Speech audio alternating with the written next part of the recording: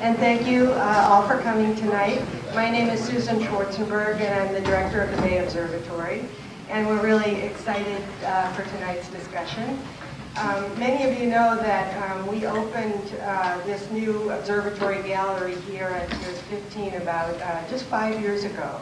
So it's our first real gallery of the Exploratorium that's devoted to environmental arts and sciences.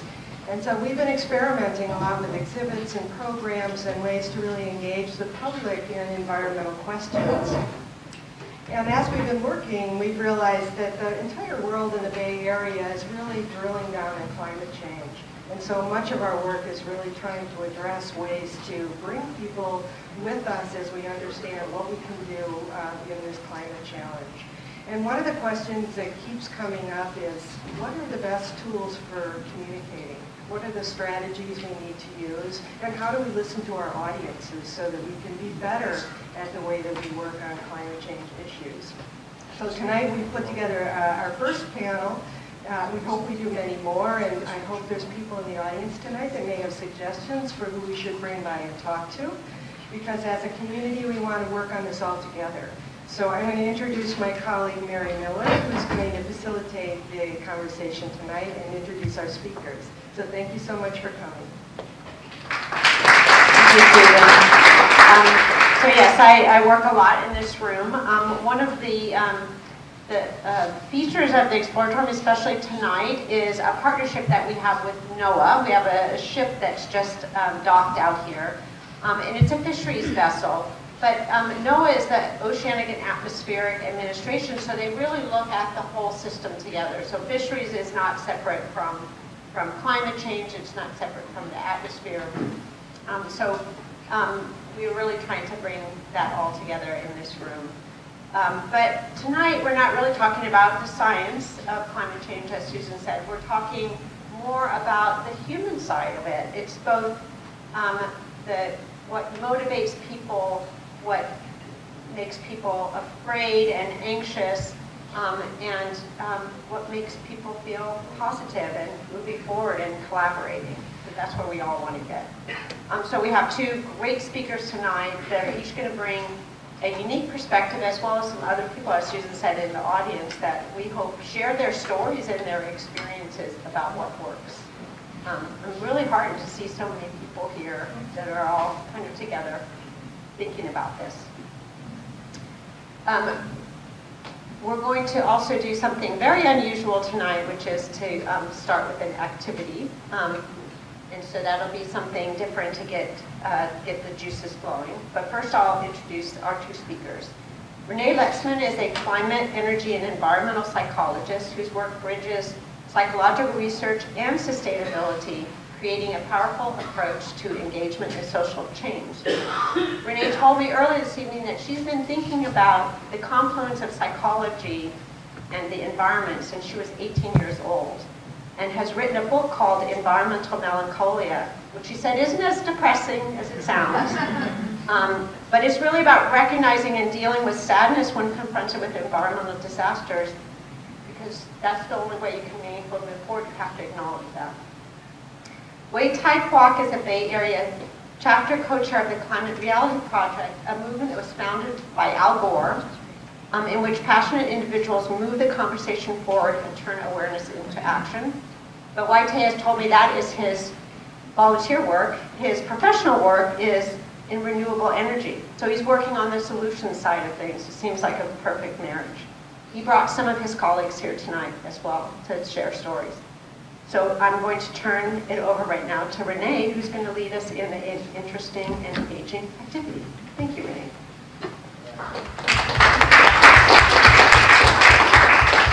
Thank you for that. And welcome everyone. Beautiful evening.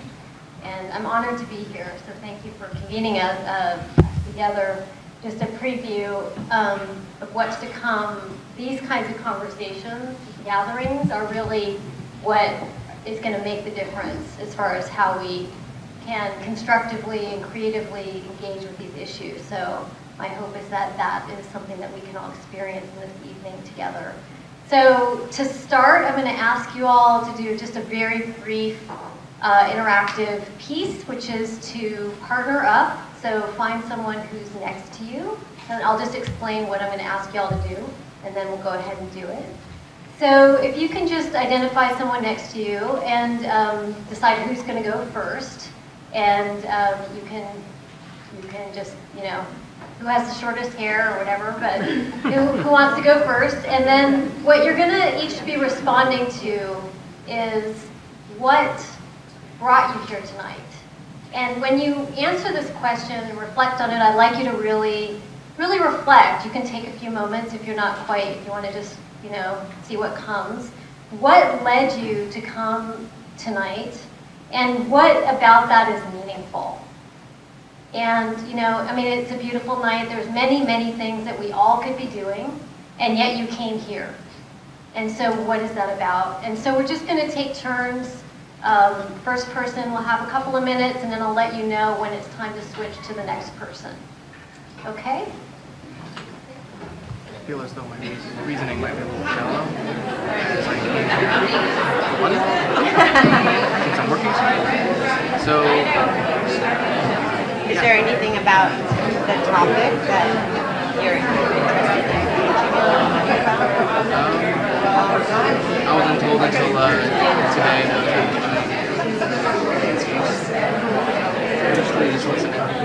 So let me ask you a question. Do you kind of, what's your personal feelings about what's happening in Harvey? Do you feel like it's something is concerning or something you should be doing or something you're mad about? Do you have emotions about it? I mean, I would like us to move in a direction that's a little bit more helpful to the environment. Today, I had to do something in just around the house. Yeah. And instead of being like Reno and Fire and things like that, so making so winter and natural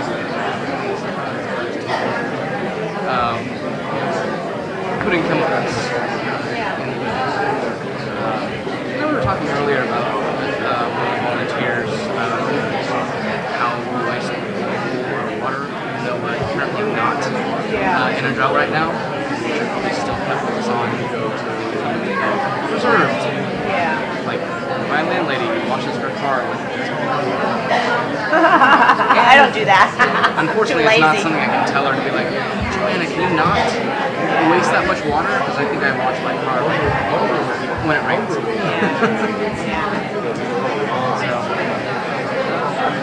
It's hard. Okay, so I'd like you to thank the other for listening and switch over to the other part. Just to get to the point, I thought that we should be changing all of our parking lots into giant solar panel fields. You are so right about that. I think that's a great thing. I know in Santa Clara School District, almost all the parking lots do have solar panel kind of coverings on them. And it's like, why not? Why not every parking lot? That's how it was at my college down in Cupertino. There was like these big trees that were like in the middle of like every 4, parking spots or so, and there were big trees and solar panels. Oh, interesting. And back in my hometown, San Mateo, not too far from here, CSM has 5 or 6 huge parking lots. Like parking lots that are up and filled in this whole area. Like back here.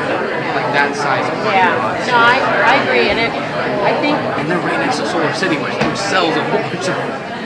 Right. And they would pay for themselves pretty quickly. Yep. And I think, you know, my tendency to kind of want to go towards the solution. Okay.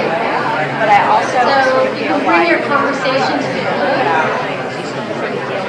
the part of me Come back. I have relatives Come back to the that are group. retired, and it just makes me, like, I just can't hardly deal with it. Uninformed about it. Oh, Or that's happening. Okay, great. Not accepting of science. All right. Coming back. Hoping to learn how to deal with that. Okay. So now I'd just like to hear from a few folks who are willing to share what came up for them in that interaction. And I'm especially interested to know if you learned anything new about yourself in the process of connecting and speaking with the other person. So anyone want to just share, what did you learn? What brought you here tonight? Yes, and your name too would be great. Great. So my name is Martinelli, and we just had a discussion, and it's very powerful to me that there are so many people here who come to participate in this discussion. And she has a career in biology and conservation biology, and she works right across the street, and made a special effort to get here tonight, and so I'm glad you did.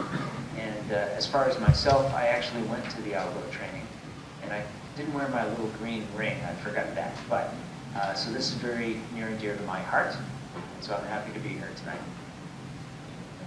All right. Another want to offer what led them?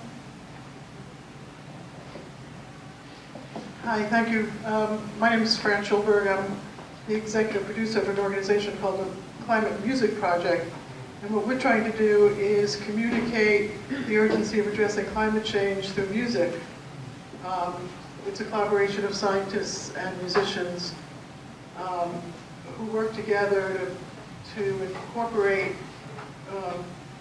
actual climate data in the music so people can understand and have a personal and visceral sense of how the climate is changing. And so I came here in order to understand better how we can improve that communication process and then motivate the individuals who hear the music into taking actual action. So I'm hoping that this whole discussion of hearts and minds will help us further our work.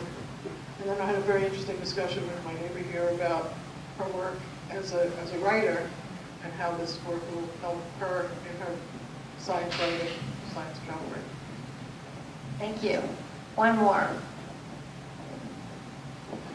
My name is Jeff Potter, and yes, my name is Jeff Potter, and to my mind, way of thinking is that this wind that we've been having is not what we used to have in a year ago, 2 years ago, and so on.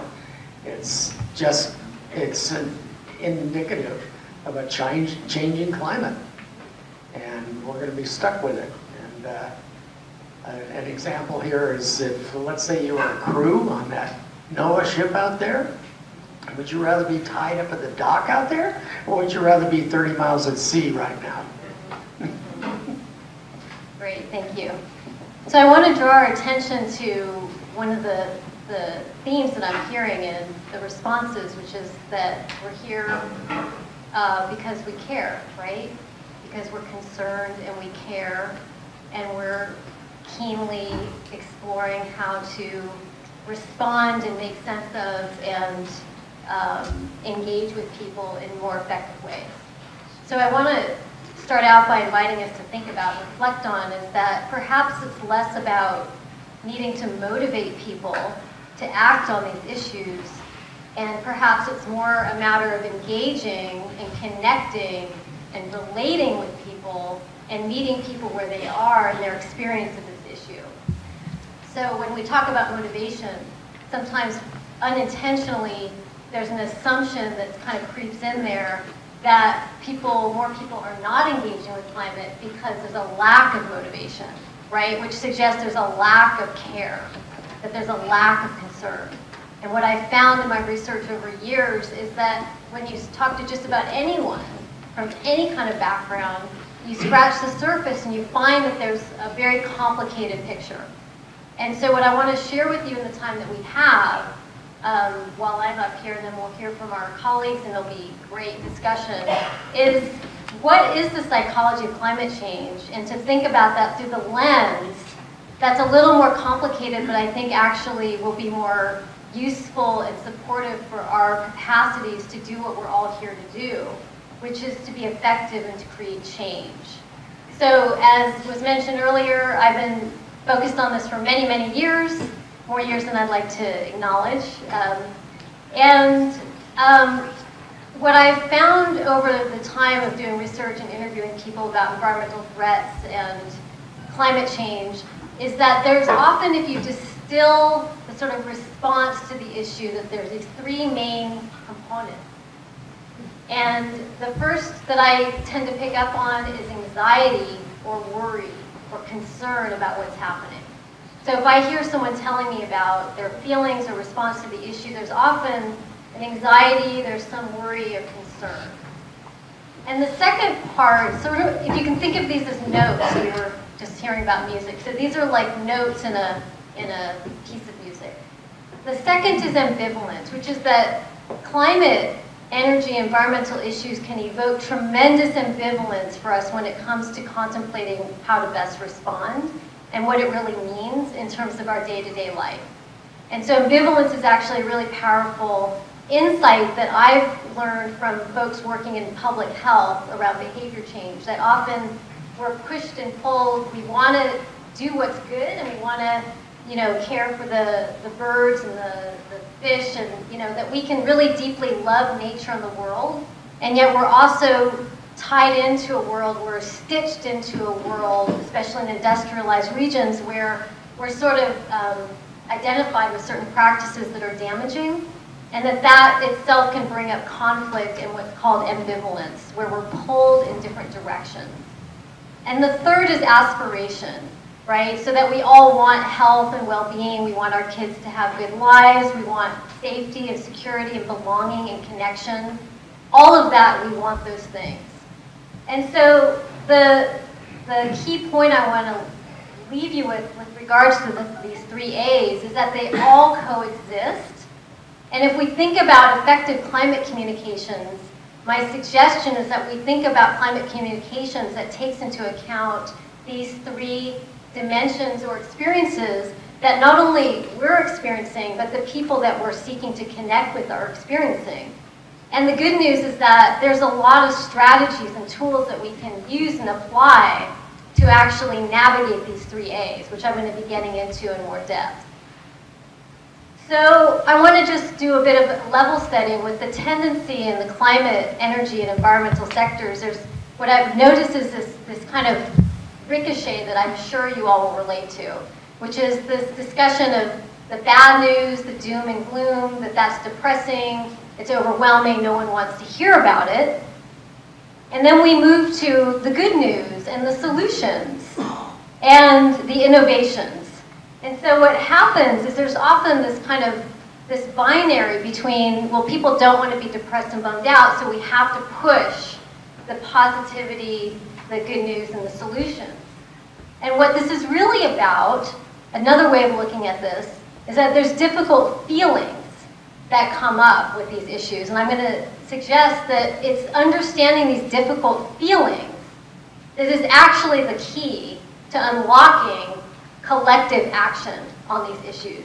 And that when we bypass the difficult feelings with good news, solutions, and innovations, we're actually we're not really doing ourselves and others a service, right? So what I want us to think about is, what does it look like if we connect these things, if we integrate these things, if we weave them together into a more emotionally,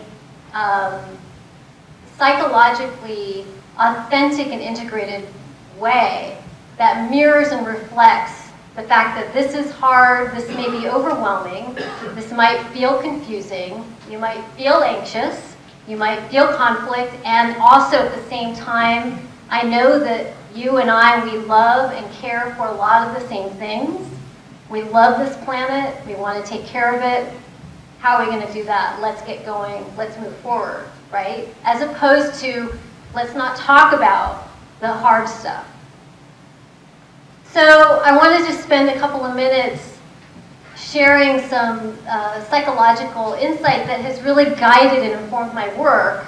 And my hope is that basically sharing some of this with you all will invite a reflection on how we can do our work differently. To me, what I'm about to share is kind of game-changing when it comes to climate communications.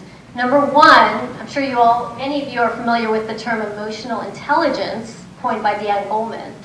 So the brain's basic design offers a prototype of how we handle pain of all sorts, including psychological distress and social anxiety. So number one, I just want to posit that climate change is a type of pain. It is a type of pain. So how do we unlock our capacities is a different way of framing this question of how do we motivate people. It's not about getting people to care, it's actually working with our pain, working with our ambivalence and our aspiration. So I created a map of the current ways that many folks, especially in the climate sector, are kind of thinking about engagement. So this is just a map I'm going to walk through very quickly. And again, some of this is going to resonate with you all in different ways. The first primary approach is a behavior change approach, where we talk a lot about how do we get people to change their behavior through nudging and through levers and drivers and incentives and penalties and fees. You know, feedback systems, if some of you work in the energy sector where you see how much energy you're using. These are tools that come out of behavioral economics. So it's a behavioral econ frame.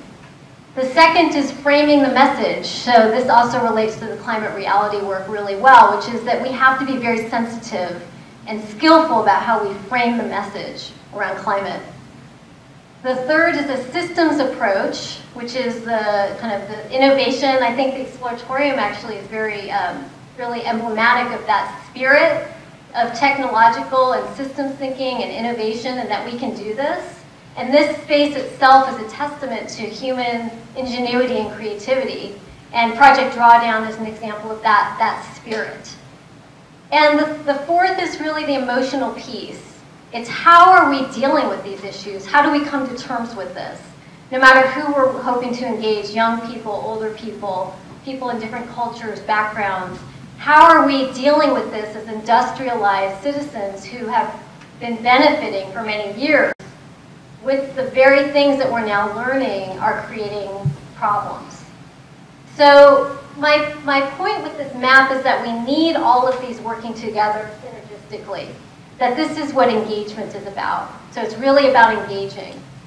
And that we tend to overlook the emotional piece to our detriment, okay? So we need all of those, very important, but often we get pulled into one of them and think that that's really the main story, including myself.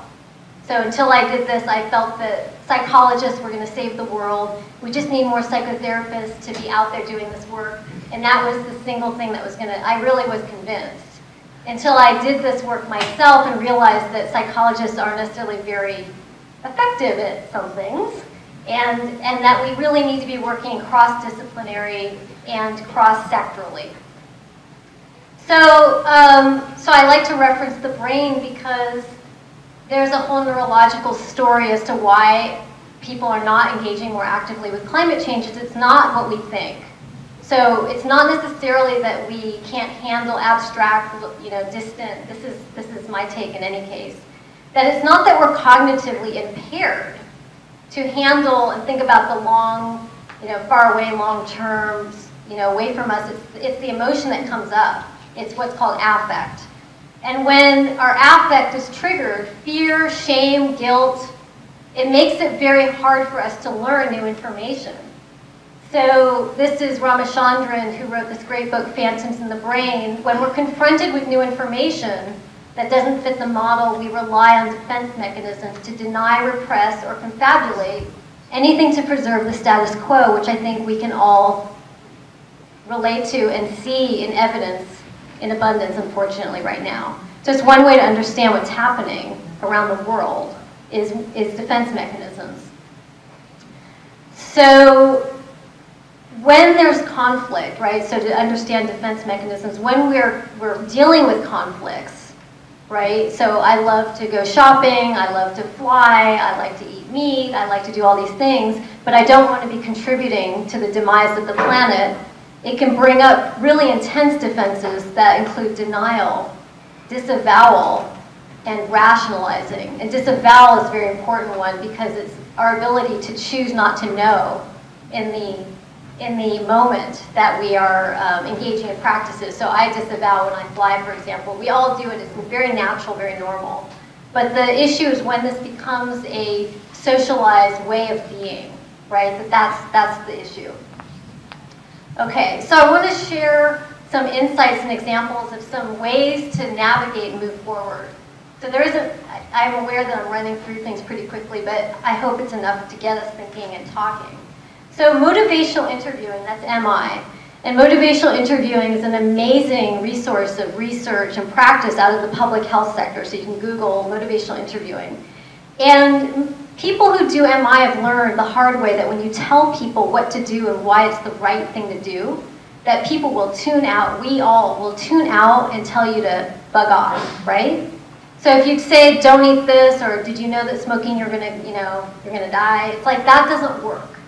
But they found over years of trying different things that actually what works really beautifully is guiding. So they came up with this, I think it's so beautifully suited to our sector, which is the righting reflex, to say, why is it right to deal with climate change?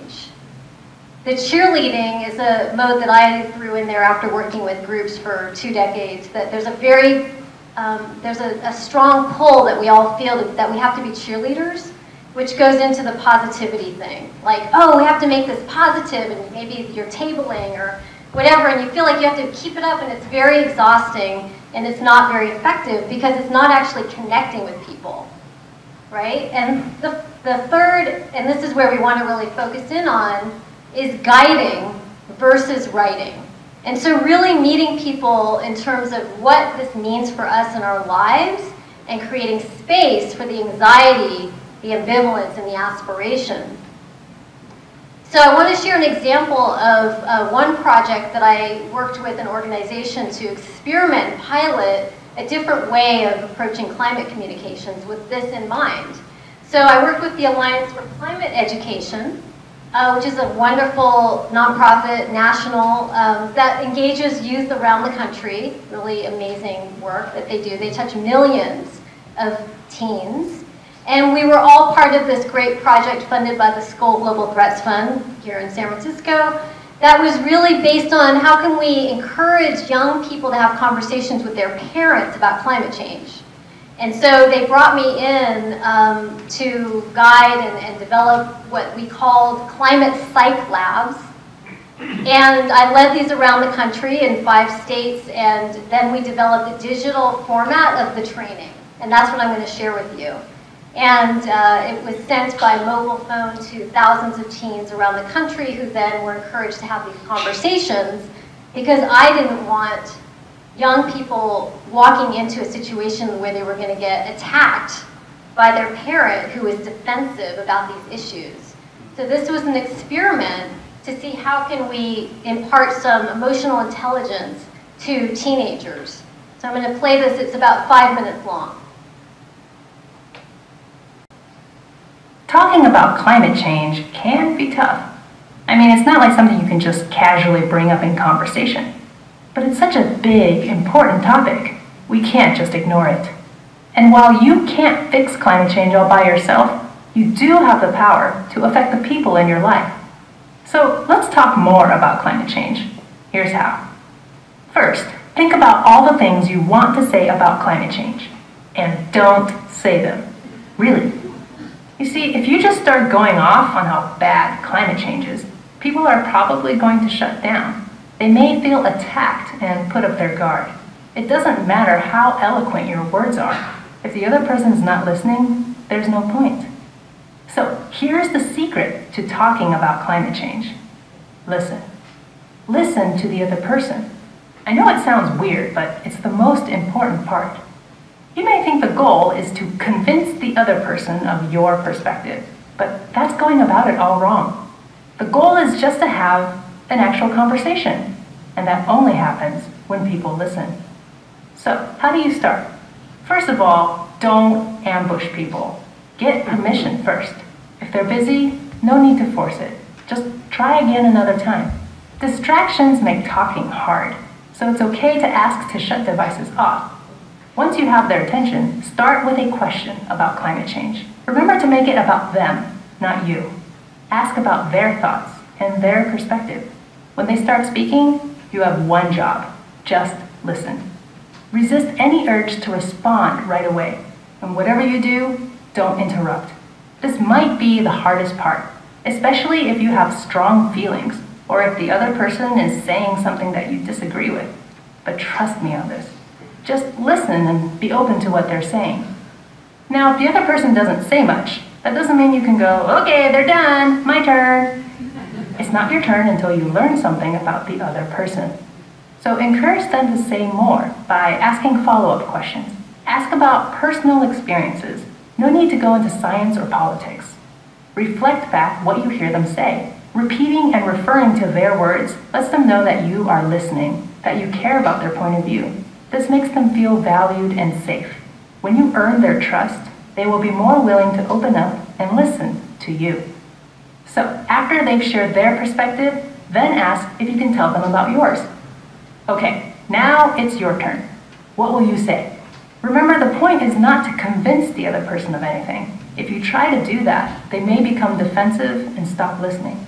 Just share what you personally think about climate change. You may not be a climate expert, but you are the expert on yourself. So tell your story. When did you start caring about climate change? What worries you the most? After you're done talking, ask what they think. Bring it back to them. And you guessed it, listen. That's what a conversation is, a two-way exchange of ideas. Go back and forth for as long as it feels right. Learn from one another. At the end, thank them for talking and say what you learned from them. This is important. Ending on a positive note makes it more likely that this conversation will happen again. You see, one little chat may not change anyone's life, but it opens the door to more climate conversations in the future. And that's how you build trust. Get others caring about climate change and make a long-term impact. You may be surprised how much you learn in the process too. So, what are you waiting for? Talk to someone about climate change. It may be one of the most important things you do.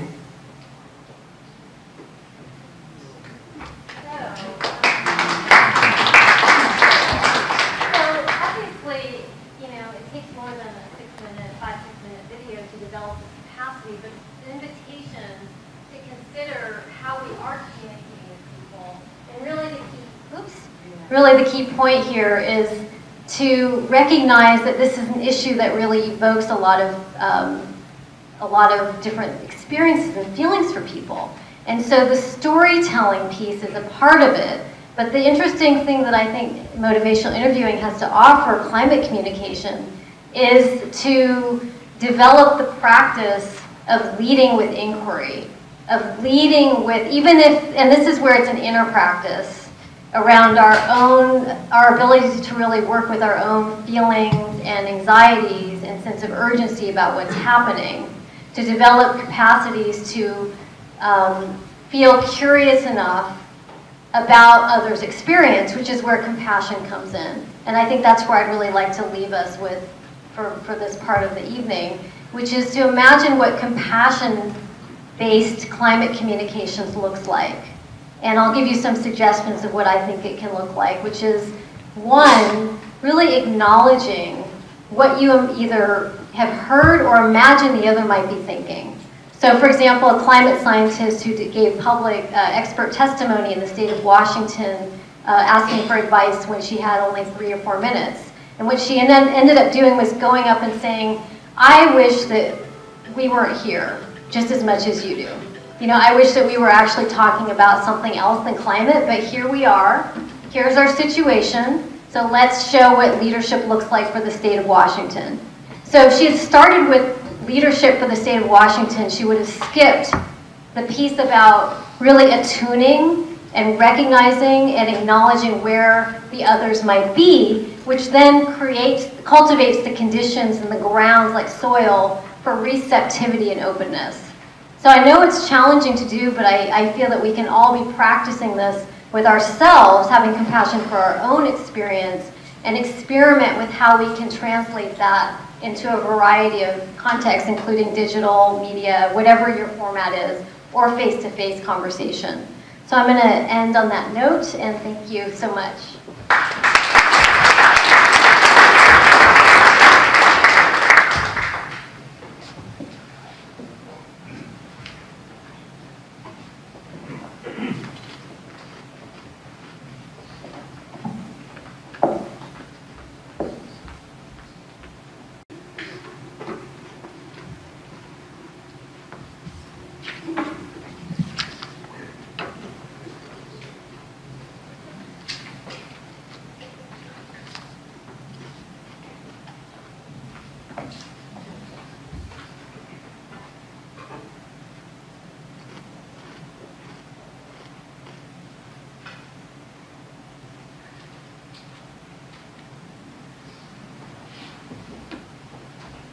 Thank you, Renee. What a great presentation. They got me really thinking a lot. Wasn't that a good talk? A lot of learning there. Thank you. Very good. Well, I want to start with telling you a story. 12 years ago, I was down, my wife Violet asked me to go see a movie with her called An Inconvenient Truth, right? The documentary film about global warming. And for how many of you guys have seen that film? Pretty much everybody in the audience. And that movie, we learned a lot about our warming planet and a lot of the impacts that was having on us. And frankly, when I stepped out of the movie theater that day, I felt that anxiety that was in slide number 1, right? Really worried that, wow, if that climate change is real, we don't have 100 years to solve this problem. And at that time, my children were 6 and 9 years old. Gareth on the left, that's him in kindergarten, and my daughter Shelley with grandma on the right, doing her favorite thing, gardening and picking tomatoes. And they were only 6 and 9 years old. And I said to myself after the movie, I said, if what we saw is true, we don't have 100 years to solve this problem. We probably have like 30 or 40 years.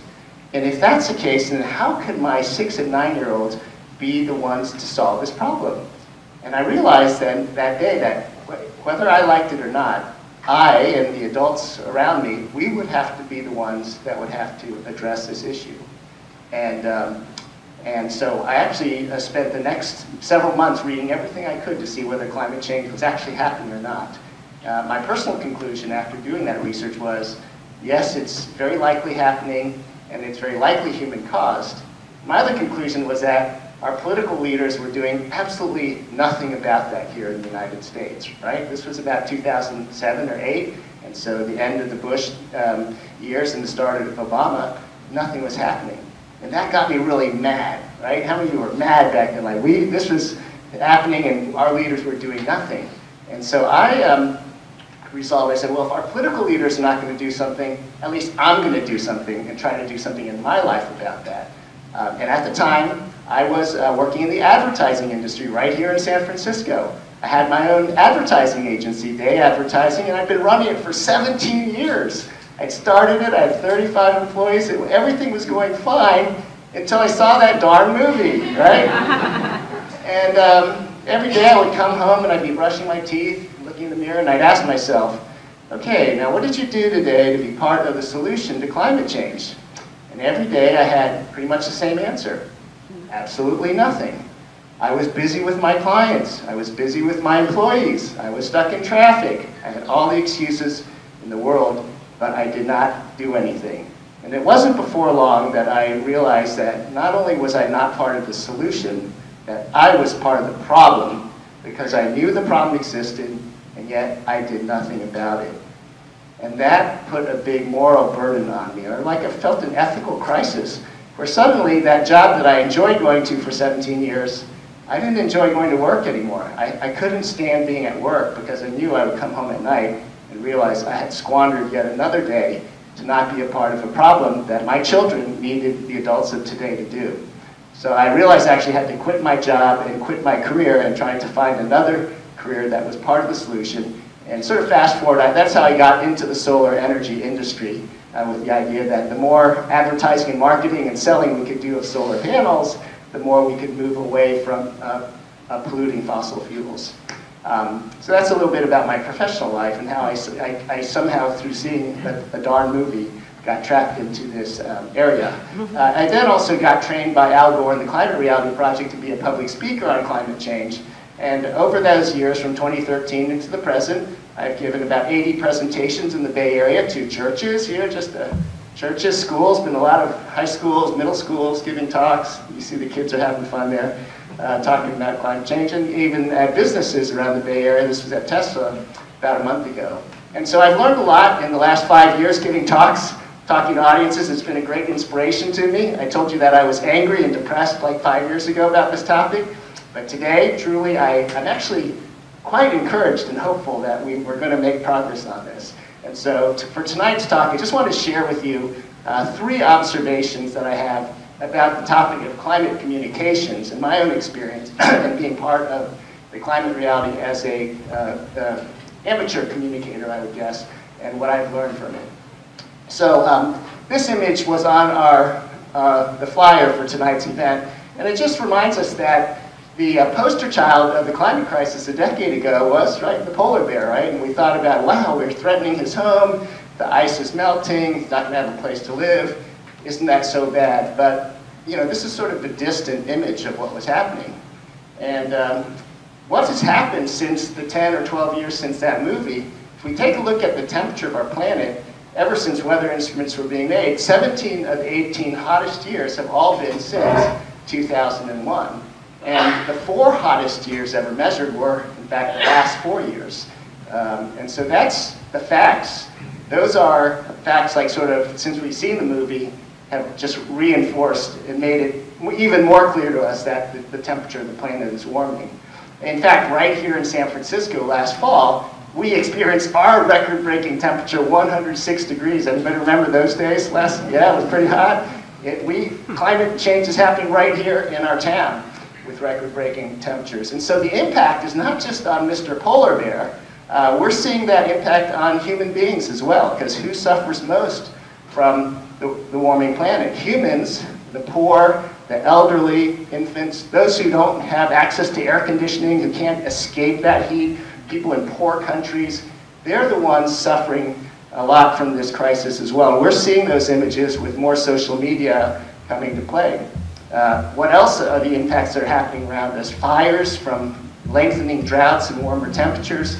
The Santa Rosa fires, my wife's cousin's house burned to the ground. These are things that are happening much closer to us in these days. In China, the average life expectancy is shortened by 6.5 years due to pollution, and we're a country that's burning 70% of their energy from coal.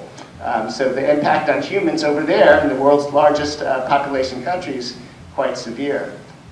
Talking about medical and disease, those tropical diseases are spreading from tropical climates to all around the world, and I didn't have to look any further than my own BART station in Lafayette to see signs of preventing mosquito and the West Nile virus right here in Contra Costa County. So all these signs of the climate crisis and its impacts, instead of being far away from like the polar bear was, it's coming closer to home. The Lancet Commission made a statement in June that climate change is a medical emergency impacting we as human beings. Again, not just that polar bear. So what seemed far away 10 years ago or 12 years ago as an impact, I would say as communicators reaching out to the public, this has come really close in. It's no longer far away. The impacts are actually creeping up on us much faster than I would have expected. And in that way, I think it's sort of helpful that the general public is seeing the impacts much more readily and recognizing this is not in the distant future.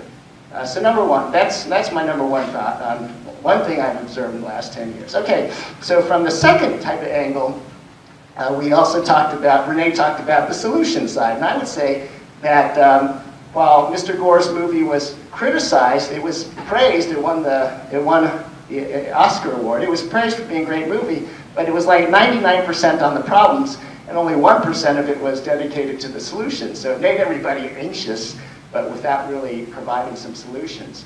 And I would say that in the 12 years since, what has happened? I told you my story about how I got into the renewable energy industry, and that has allowed me to travel around the world, some of the most amazing wind and solar and renewable energy sites created to date. This was a photo in the Philippines, in the northern part of the islands, which are very windy, so they got windmills, but it's very sunny, so they have solar panels there. This whole system can power 200,000 homes, and you can even think, so in a poor country like the Philippines, they can afford to develop renewables. The growth of solar has grown dramatically in the last several years. I told you I joined the industry right around 2009. That's right, that inflection point, and I've really enjoyed seeing how fast this market has grown since then. A lot of the reason has been due to not to my marketing talents, I wish that was the case, it's actually due to the dropping price of solar energy during that time. From the 1970s, when solar was almost $80 a watt, it's now down to 32 cents a watt. That's like a 99% cost reduction. And even in the decade that I was in the solar industry, a typical solar system on a residential rooftop in California was $50,000. That's still a lot of money for us to put on a roof. Today, that same system is $10,000. right? So it's become much more affordable in just my last 10 years in the industry. It's even come to the point where the Kentucky Coal Museum, they decided to go solar on their roof, right? Because they wanted to save money this past year. So we've got some conversions in there. Talking about the jobs that solar and renewable energies are bringing is also a positive message for communicators. So not only is clean energy clean, but it creates jobs here, 17 times going faster in the US. In fact, solar installer is forecast to be one of the fastest growing job categories in the US, as well as wind turbine service technician. So this whole category is also bringing that other type of news, and we're trying to convey that. You can imagine politically why it's important to talk about solutions that bring jobs. And another angle, a very positive angle, is to say that our country, America, who we often beat ourselves up and saying we're not doing enough, the truth is that in 2016, of all the new energy generation we are putting into the grid, all the green part, almost 75%, was renewable energy, wind and solar. A quarter was natural gas, but coal, the most polluting, just less than 0.2%. So we're actually doing not a bad job as a country. We need to go faster, but we're actually not doing a bad job. And that, I think, makes people more hopeful that all is not lost. We should just keep pressing down the accelerator. Here in the Bay Area, one message I also like to bring to audiences who say, I want to do something. I heard your talk, I want to do something right after. Well, guess what? We now in the Bay Area have a choice of electricity providers. And so how many of you guys live here in the city of San Francisco? Okay, all right. Well, so this slide is for you. Typically, right now, today, you can get your electricity only from PG&E, and 33% of its content is renewable, that is wind and solar. And your typical bill is 63 bucks. But a new community choice energy provider called Clean Power SF will soon be your provider next summer, around summer of 2019. And that will boost your renewable up to 43% at 56 cents less. So it's basically the same cost, but you get more renewable energy. And in fact, all of you guys who raised your hands will have also the option to opt up, and I hope you will, to pick 100% green energy for just $3.33 more than you're paying today.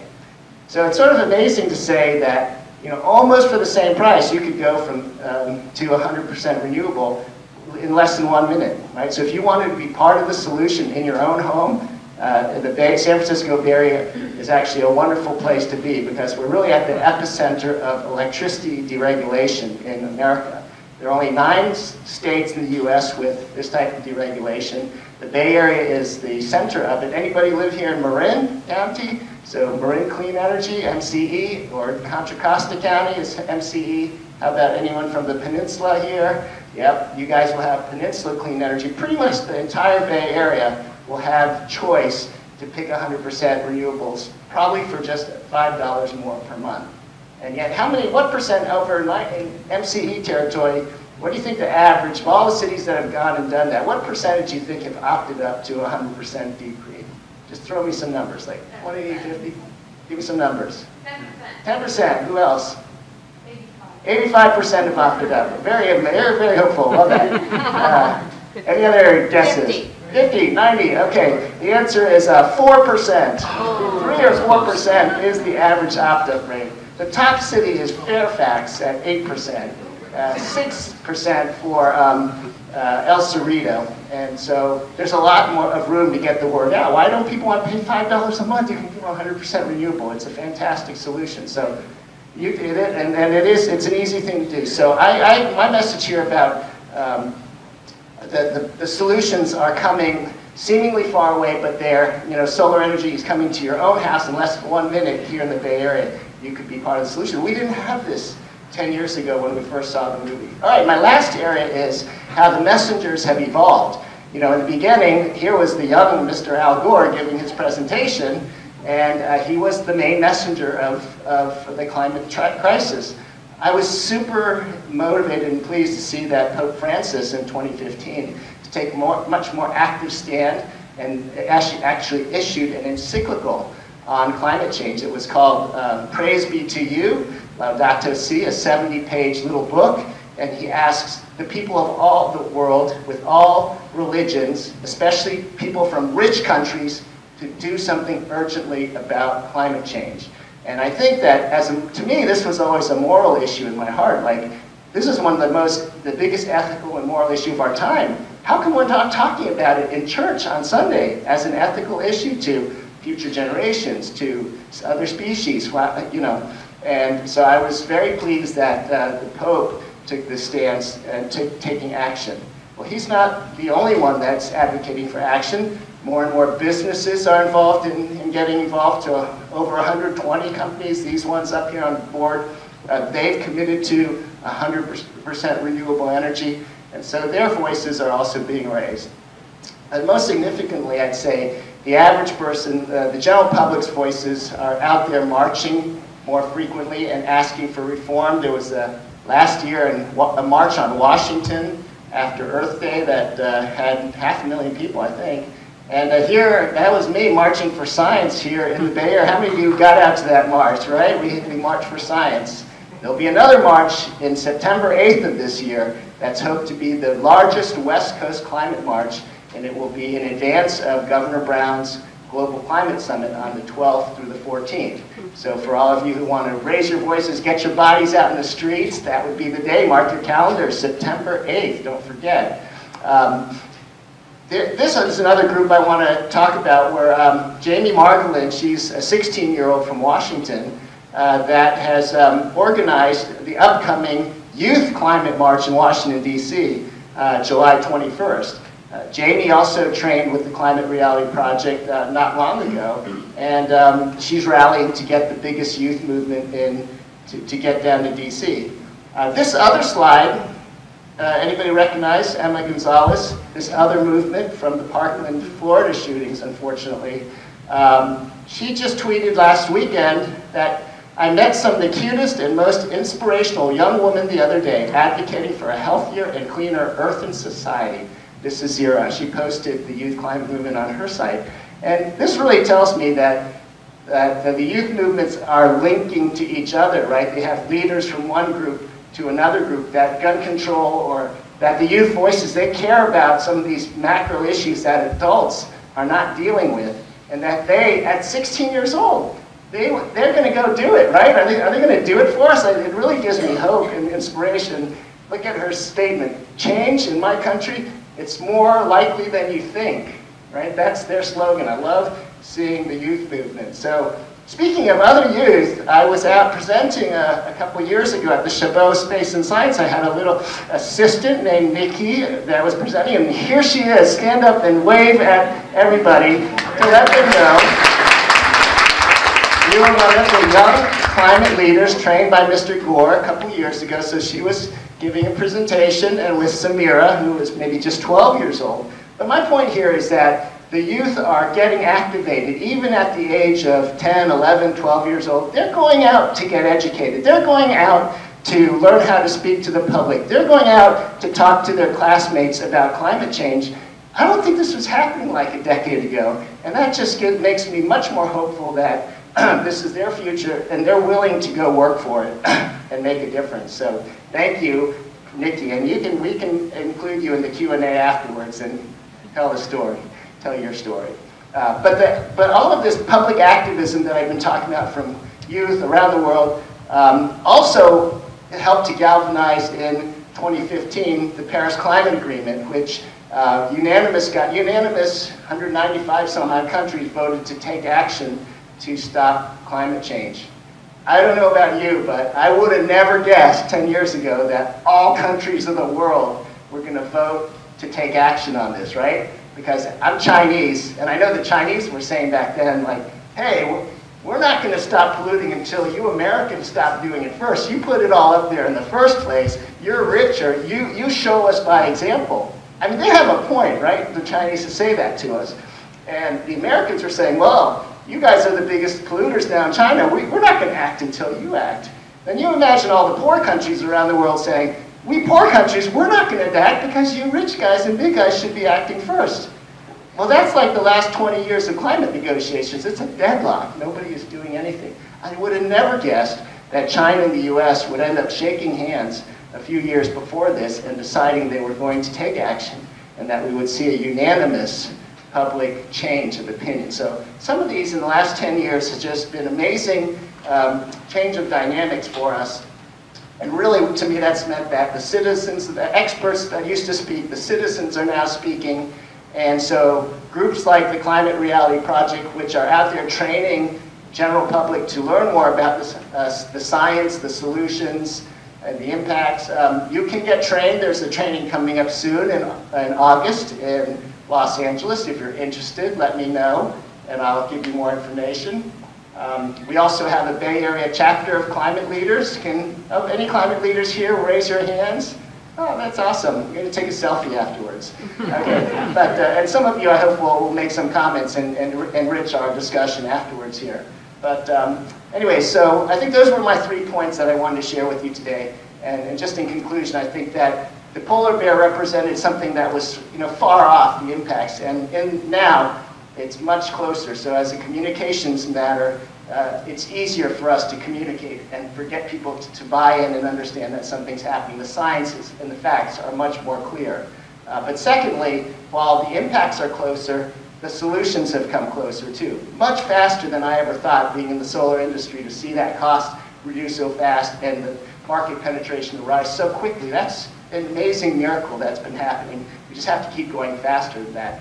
And third, to see the public unanimously, religious leaders, children, youth, getting involved. I think youth are truly, to me, the X factor that's going to push this through in the next 5 years. Which I was looking back 5 years and looking forward 5 years. I think the youth voices can potentially galvanize and really change the tone and get us going faster. So on that note, thank you very much for coming. I hope that you all take any questions and enrich the conversation as we go. Thanks very much.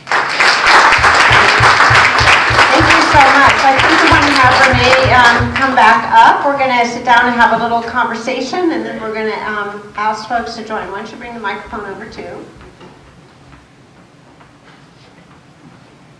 Do you guys mind if I kick off and ask a question? It kind of has to do with sort of emotion, and it's the emotion of rage.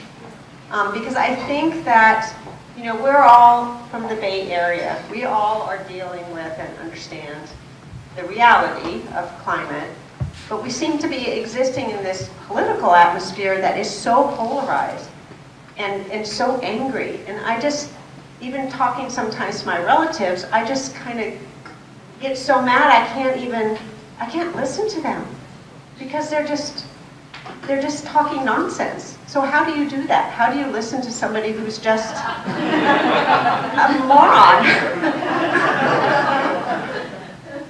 Well, so if we understand anger, right? Anger is generally, again, it goes back to pain, right? So underneath the anger is almost always there's some pain there. There's some sense of grievance, of loss, of vulnerability.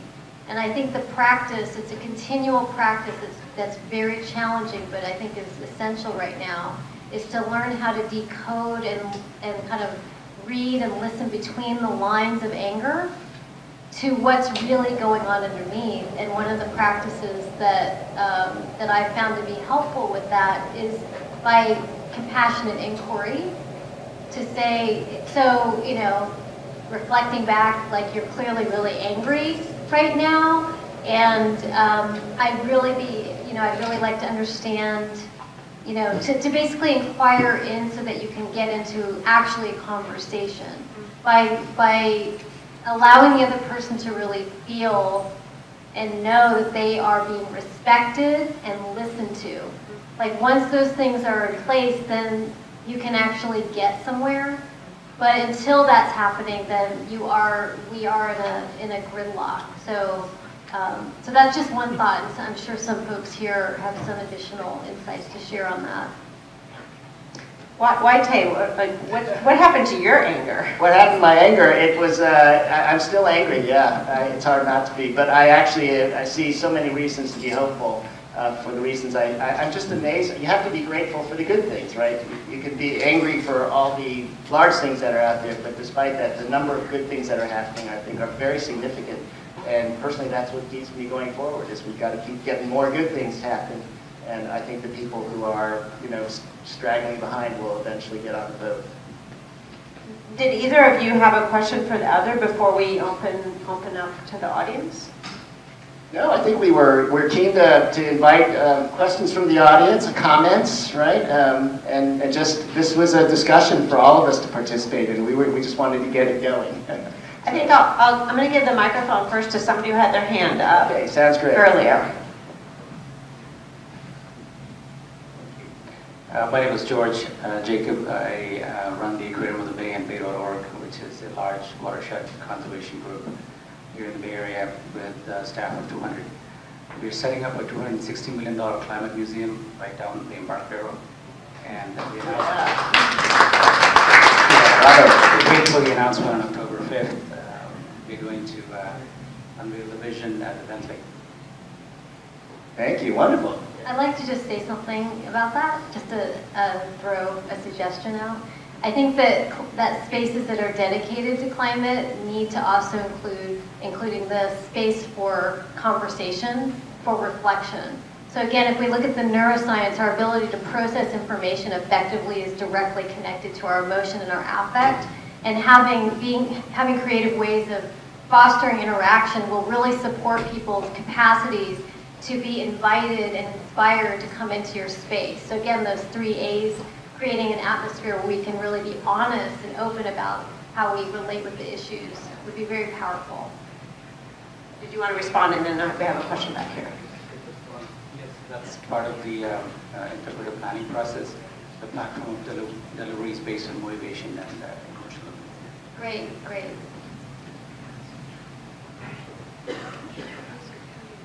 Sure. Veronica McDaniels, just a concerned citizen. My question is, what are we doing for minorities, people of less education and poverty, to get them involved in the conversation and communication? Fantastic question. I mean, I think part of the last decade of my observations is to see the social justice movement rising in the last 3 years, where voices from minorities and the disadvantaged are really realizing that this is their issue, not for climate change reasons, but because the consequences affect them in greater proportion than other groups. Who lives closest to a coal-fired power plant? People of certain economic status, right? And who suffers the more health impacts they do. And I've been really pleased to see them, participate in this, not as climate discussion per se, but social justice matters, and they're going at it in a different way. And I think that is happening. It's bubbling up around us, and it's a wonderful thing to be seeing. Yeah, I'll just add that that's an area that's just exploding right now, finally, which is really great to see. More and more climate orgs are beginning to partner with justice, with organizations that serve more vulnerable communities.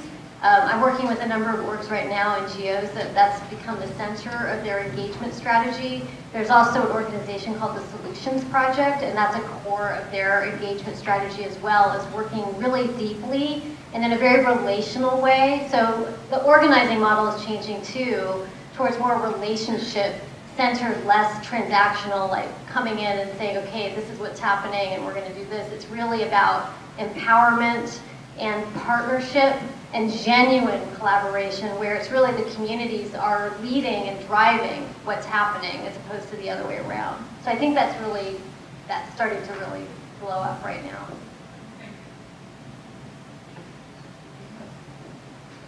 Thank you very much so far for a great evening. So I've been involved with public discussions like this about climate change, the climate reality training. So my question to both of you, because I'm beginning to see a big stopping part now, are the big oil interests, the money interests, and have either of you had experience in directly dealing with the CEOs of Exxon, Chevron, or whatever?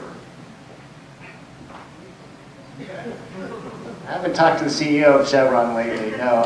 But money is still a big part of the equation. I think it is, let me just say that probably in the, it's not in the obvious, it is quiet money influencing the discussion, as opposed, I think the public face of many of those companies tries to be more of a good citizen rather than in our faces, but quietly in the background, I think there are definitely campaigns to try to keep the status quo.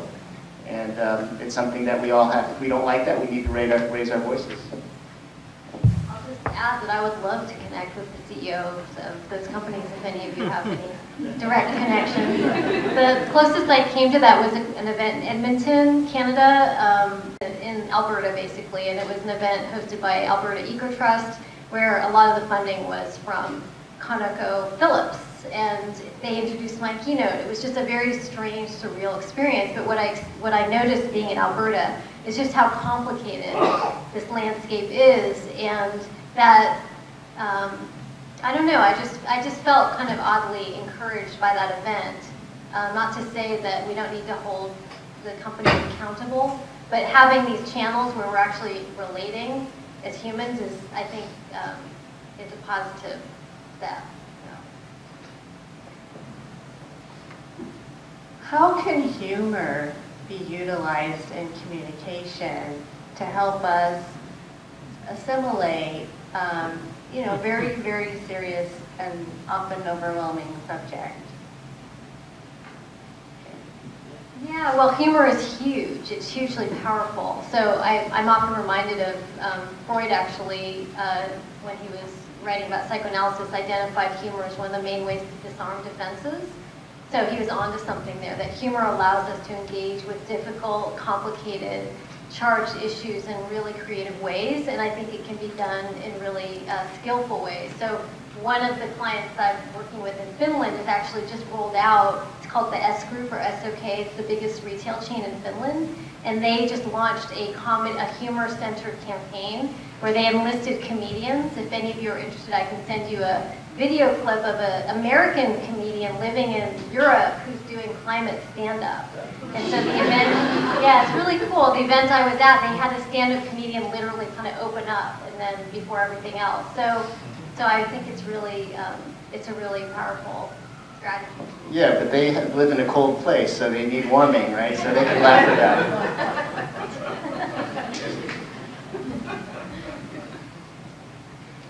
I just wanted to thank you for reframing communication as being more about listening than about talking. Because I think that, for those of us who are struggling with this, provides a certain amount of freedom, because we're thinking about our script all the time. And really what we need to do is shut up and listen and hear. So I really take that seriously. At the same time, I think that what's hard for me, and I'd like to hear both of you comment on this, is that when we do make a connection, part of what we want to do is to help the other person, if they're interested, move from wherever they are a step or two along a path towards more action. And so we have to be simultaneously listening and trying to understand, and then customizing an approach that might work for them. So I wonder if you have some thoughts about that. Yeah, thank you so much. So that's where what I've learned from motivational interviewing comes in, where they talk about writing versus guiding. And if you look up motivational interviewing and writing, there's some nice videos about how it's coming from the helping, our desire to help.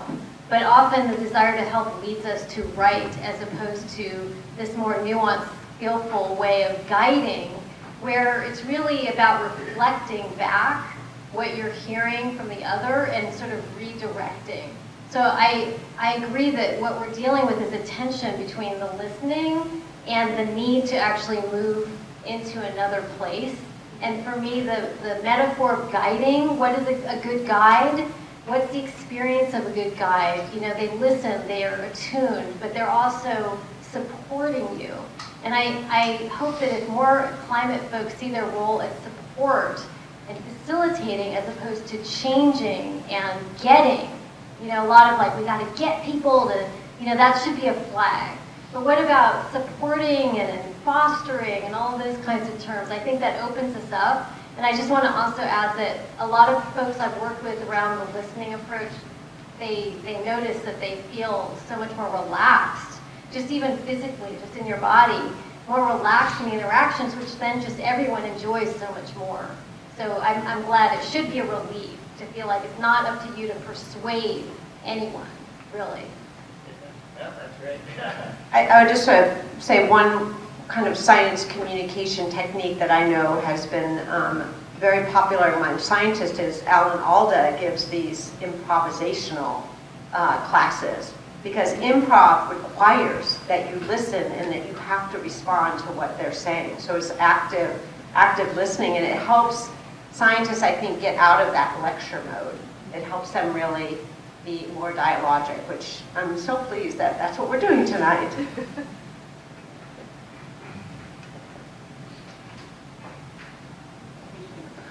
Back on the stand-up comedian theme, what are your thoughts on literature, movies, TV series, art?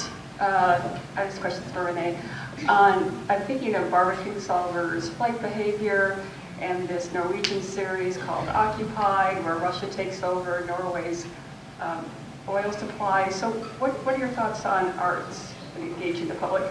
Well, I'm curious what your thoughts are, because it sounds like in your question that there's something there that you're sensing is important.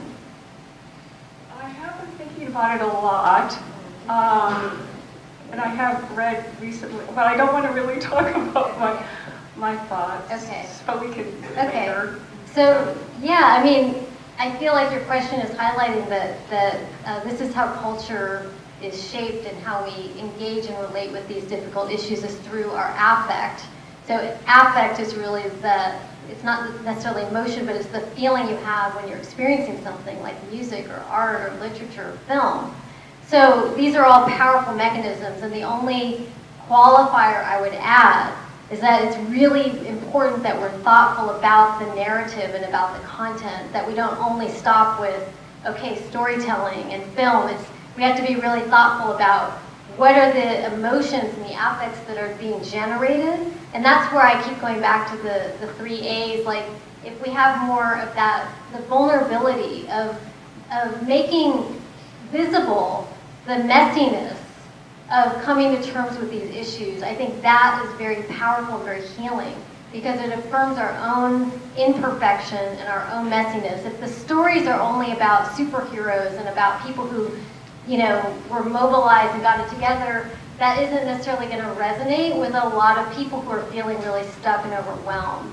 So and then the other thing I would just add is I'm sort of on a mission right now to encourage film projects and film producers to see their films as platforms, like the Al Gore. I think it's an imperative, an ethical imperative, that if you're producing a media piece, that you don't just leave it at that you create context for people to have conversations and to process and then direct that energy into some sort of action. So whether it's chasing coral or chasing ice or any number of documentaries, that they're platforms. I think we make, I would think I would like to hear from some of your colleagues about some of their stories about how they've, what's worked in terms of their own personal narrative. We were talking earlier with you. Would you like to say a few words about your approach to climate? Sure. Should I make comments from back here? Okay. I'm actually a stand-up comic. If only. Many years ago, I fell in with the wrong crowd, and I went pre-med. It happens, you know. But actually, my story goes way back to 1958 when I was this kid having, I have to talk very quickly, but I trained in New York, so that's possible. But having nuclear nightmares, I mean, virtually every night I would see that mushroom cloud that glowing cap spreading while this unholy halo forms around its stem. And I kept having that dream for the next 25 years until I became an anti-nuclear activist, and the weirdest thing happened. The dream stopped. I felt a bit better. In my case, and I think with a lot of other people's case, the idea of an alarm, the idea of the bad news, that, if you will, fear triggered activism. And activism is an antidote at times to fear. So flash forward, it's 1975, and now I'm in a pre-med student, like I said, it happens. And I am sitting in the UC Berkeley old health sciences building, and a really brilliant, unlike myself, classmate of mine brings up the issue of climate change, and I'm talking about how bad nuclear war is, and he goes, I got something that's pretty bad. He calls it the greenhouse effect. And I said, that's incredible, that can't be that bad. And unfortunately, the science he laid out to me that day was way, way too credible. So for the last 35 years as a physician, I have considered it part of my responsibility to work on behalf of public, on behalf of the patients that I love, against nuclear war and against climate disruption. I don't call it climate change because that sounds too normal, like menopause. So what I do, and I explain to people, and now I'm going to someplace a little dark maybe, that climate disruption and nuclear war are the two greatest public health threats that humankind has ever faced. I go, perhaps a little darkly, to say that climate disruption makes the bubonic plague look like a really, really bad rash. I mean, sure, that took out, what, 50% of medieval Europe, but that particular pestilence did. But climate disruption, if left unabated, will lead to the collapse of civilization and to the extinction of much of the natural world, including us. And that's not a really good day for public health. However, I quickly say to my audiences that I would not be here today if I did not have some hope. I got 1.5 pounds of Oreo cookies at home, and I would be eating them and binge watching the Real Housewives of Berkeley. But I'm here speaking to those people. I'm here tonight because I do believe there's hope. In fact, I know it, but we have to act in emergency mode. We have to act not with panic, but with focused attention. And always, when an audience leaves, you get given prescriptions of things that they can do so they feel like they've been given a ticket to activity. A couple of mine that I will give is like, please vote and electorally act as if your life depends on it. And also, please join a climate group, because doing this together is way better. And that sort of thing, and follow your joy. If computers bust when you walk by them, don't volunteer to be the Sierra Club, webmaster. So those are the kinds of things I say, and then I also ask climate communicators to go back to what I myself learned in the anti-nuclear movement, and that is that we got really graphic, an airburst, 1 megaton airburst over the middle of San Francisco. We got really graphic. Do people get scared? Let's use a better word, alarm. Talked about that. That we sounded an alarm, and people went from passive to active in a good way. And I think we climate educators have to take up that challenge and that balance. The balance of telling climate truth, about being honest, and also of letting people know that they are part of the greatest struggle that could ever occur, and that they are collectively doctors of human destiny, and we can save ourselves. That's my feeling anyway. Thank you. Does anybody else have any stories or questions?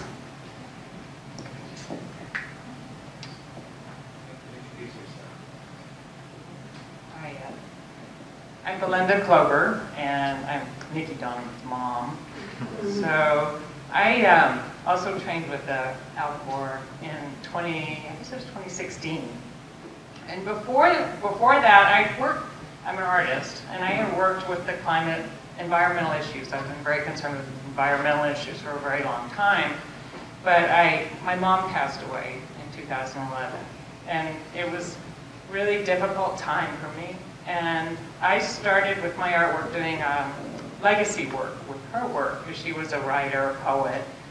And I did paintings and did a lot of work surrounding that, and read a lot of her writings, and then found my grandfather's poetry, which was from the 1930s after World War II. And that was a really difficult time in history, which I think it's hard for us to understand. We weren't there, but a lot of us weren't there. Most of us weren't there. So I realized in my working with this legacy project that if we don't have all the struggles that our ancestors, that they went through to get where we are today, to not deal with this issue, is such a terrible, terrible thing. And that our legacy, there's no use in working on anything if we don't have our planet and our Earth and our air to breathe and everything. So I went to, I started researching the environmental issues and just became more and more concerned with it. And I also have, cochlear implants. So I started to lose my hearing in my 30s, but I completely lost my hearing. And then I realized that the climate, it's a lot like losing your hearing. It happens so slowly that you don't notice when you don't hear the birds. When we don't notice, we can't see what it used to be like, because our memories. And so in that way, it really touched me, and I realized that this is something we really, it should be something that it's paramount. It's just, there's nothing else that we should be doing. So I devote my energies to bringing awareness, and it's through the artwork. It's pretty easy to talk to people about that, because I can talk about my artwork too. So.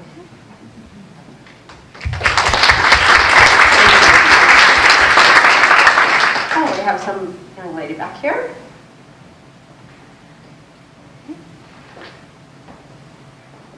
Hi, my name is Tara Komono, and I work for Resilient by Design, which is a sea level rise design competition. And I guess my dream job is to be a sea level rise communicator and climate adaptation facilitator.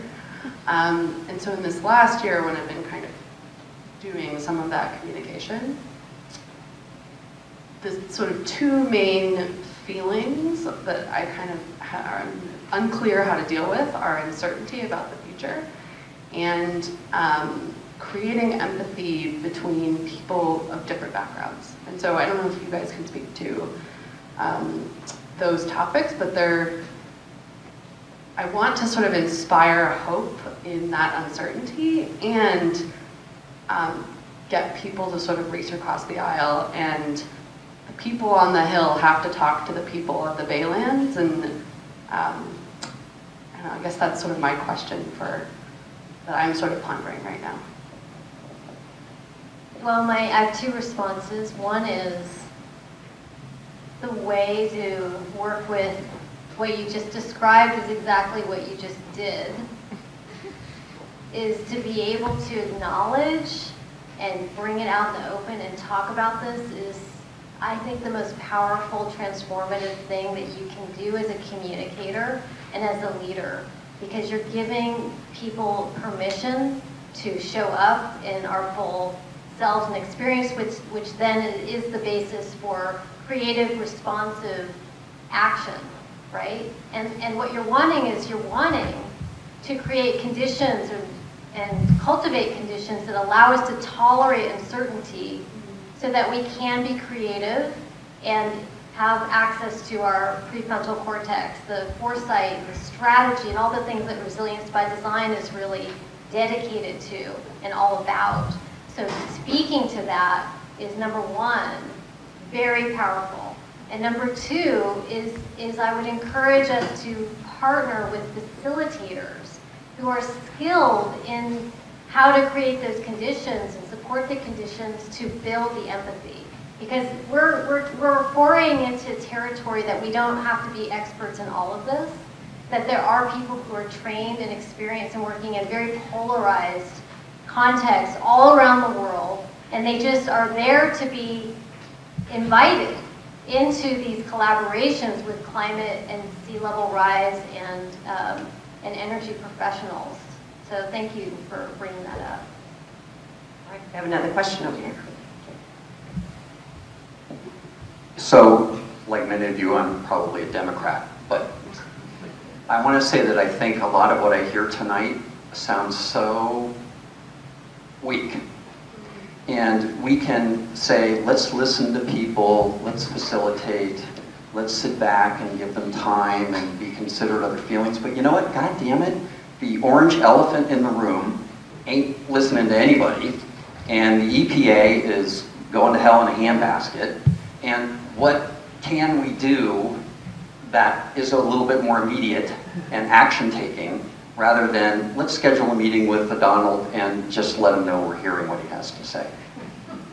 Well, I just want to say that that's not what I'm proposing, that it sounds weak and passive and touchy-feely, but if you really look at the science of empathy and connection, it is often a very expedient way to get results fast. So it's not about just sitting around and having these kind of conversations, but it's going into our organizing work and our campaign work with some emotional intelligence that recognizes that a lot of people are very activated and very fearful right now.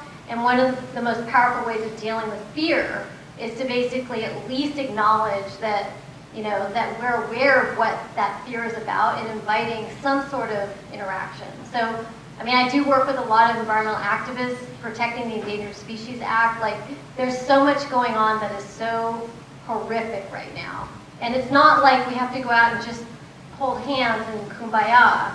It's actually that I would suggest that having, you know, the more empathy kind of relational style can be a superpower. It can be a tool that can be leveraged in more. And so I just wanted to clarify that there's a place and time to fight, and I'm not suggesting we don't fight, but that we do it in a way that has more of the jiu-jitsu style of martial art fighting that can get results faster.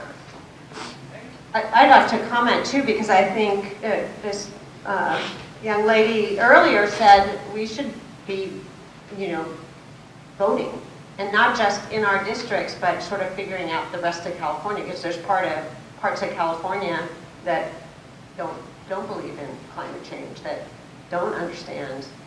They're just listening to whatever channel they listen to, and so it's not going to be that you convince those lawmakers that you really convince your relatives or people, you know, try to talk to them. I still have problems talking to some of my relatives that are Republicans and don't watch regular news, but I try at least, because I love them. I think I usually do, but.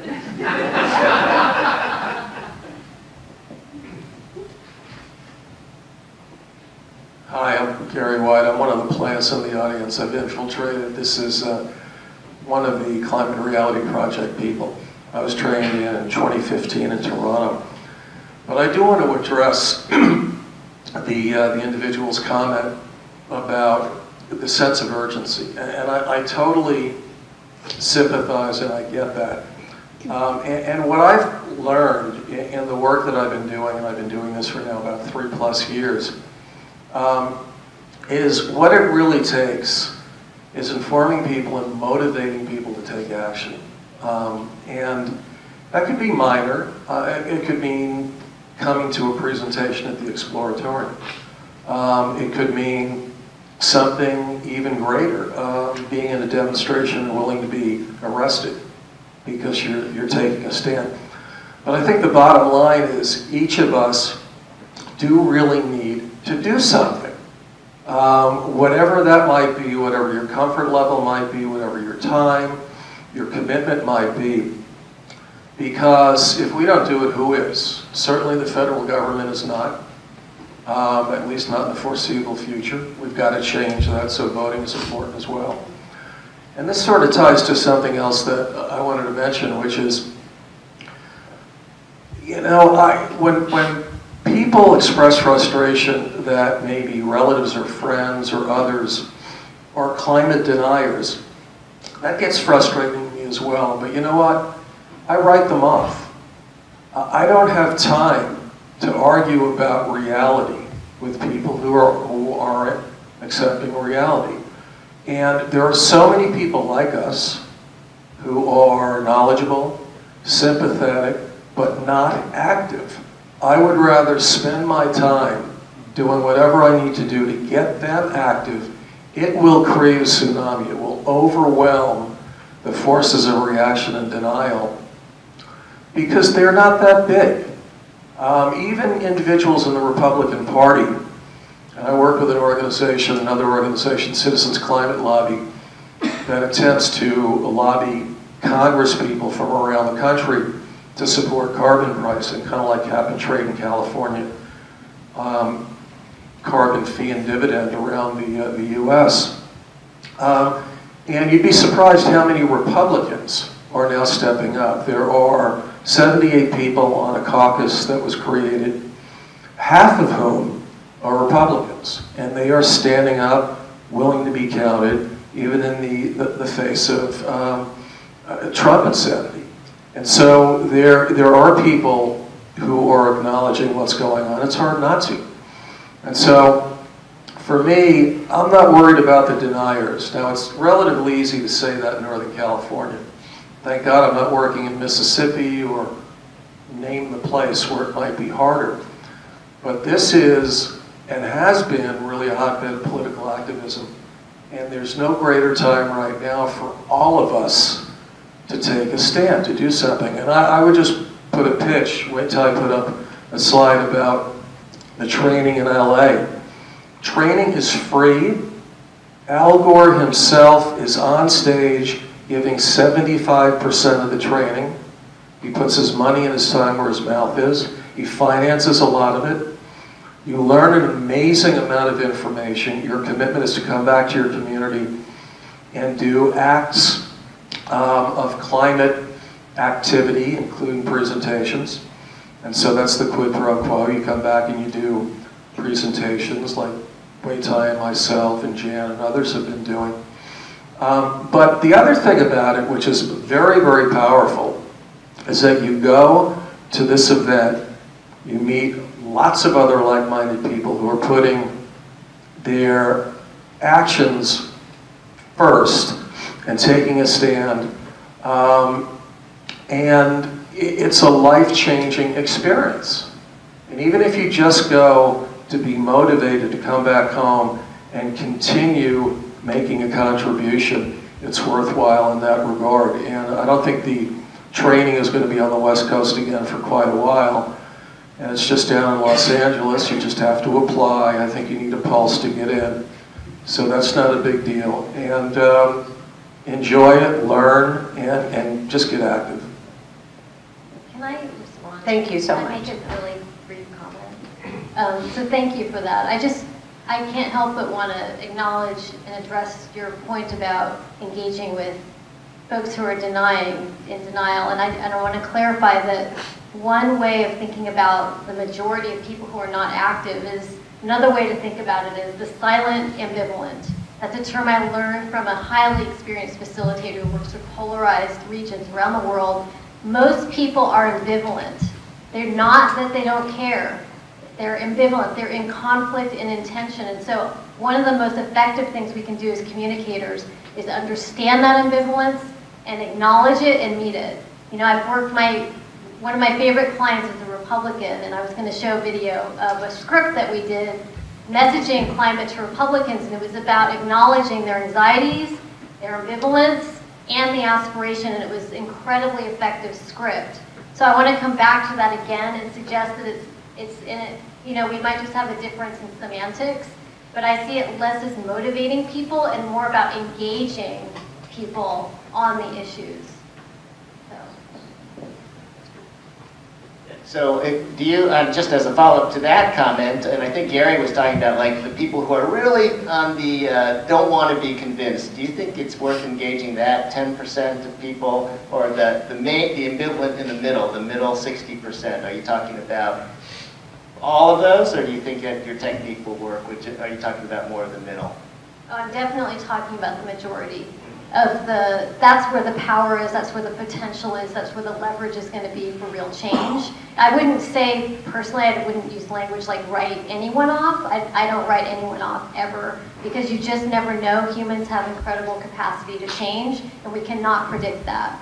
So I wouldn't go that far, but I would say in terms of investing our energy, it really is well served with that, the majority who are just not doing anything, because they're overwhelmed, they're scared, they're confused, they're in conflict, and so forth.